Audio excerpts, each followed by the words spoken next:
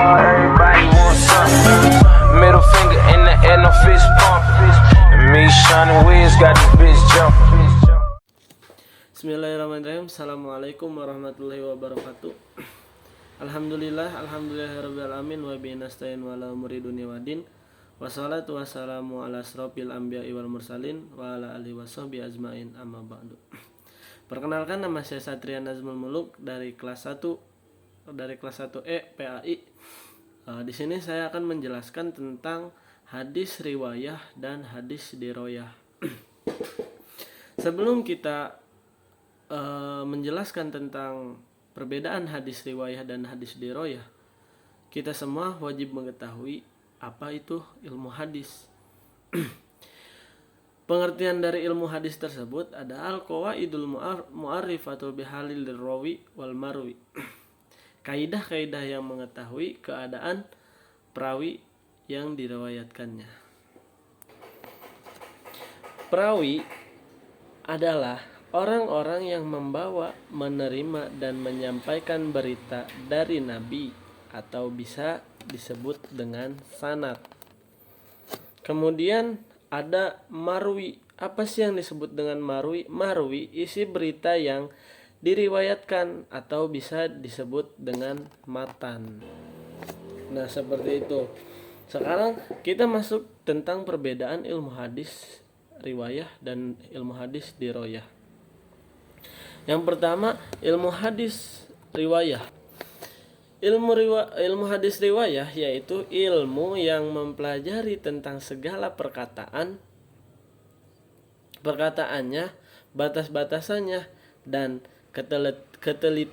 ketelitian segala redaksinya.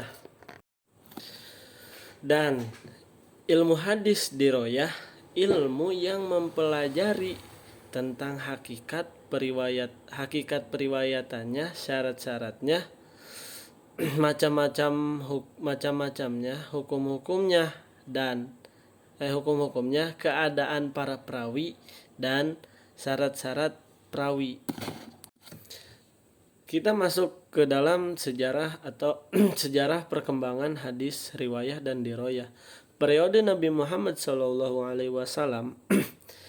hadis riwayah, poin yang pertama itu menulis hadis khawatir bercampur dengan tulisan Al-Quran. Dan poin yang kedua, larangan dan menulis hadis itu bersifat kondisional. Dan masuk ke dalam hadis diroyah itu telah ada dasar-dasar di dalam Al-Quran, surah Al-Hujurat ayat 6 dan surah Al-Baqarah ayat 282. Kita masuk ke perkembangan sejarah di era sahabat. Poin dari riwayah itu pembatasan tentang periwayatan atau disebut taklil ar-rawiyah. Taklil ar-rawiyah yang dimana diharuskan untuk bersumpah dan saksi bagi yang menyampaikan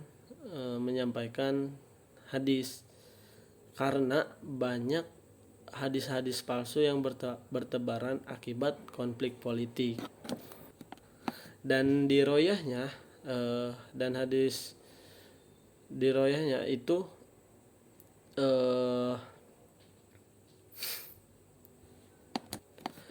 timbul secara lisan atau dan periwayatannya harus disertai dengan sumpah.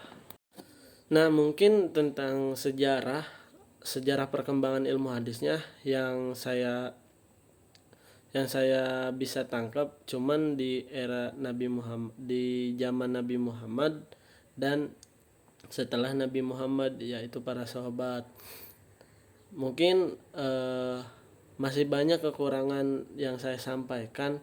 Apabila ada kata-kata yang kurang berkenan atau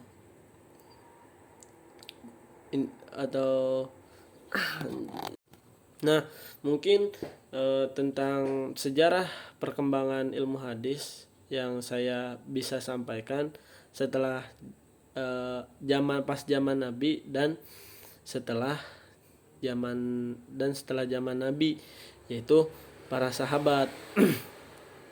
Mungkin tidak banyak yang saya sampaikan.